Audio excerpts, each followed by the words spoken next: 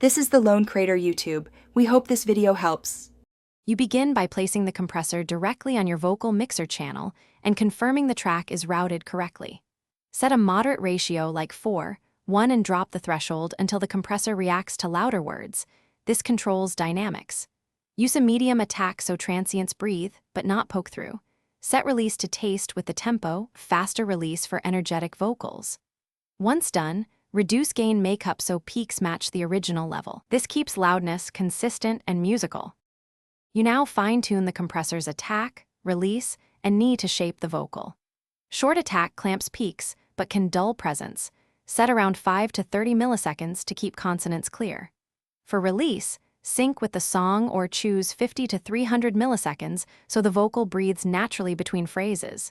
Engage a soft knee to smooth the compression onset.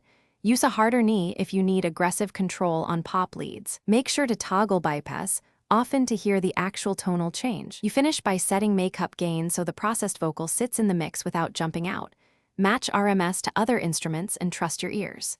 Consider parallel compression by duplicating the track and blending compressed and dry signals. This preserves dynamics while adding body. If you hear pumping or breathing, make sure the release isn't too short or the threshold too low. Alternatively, lower the ratio. One troubleshooting tip: if the vocal sounds hollow, bypass to compare and adjust attack and EQ before recompressing. Thanks for watching.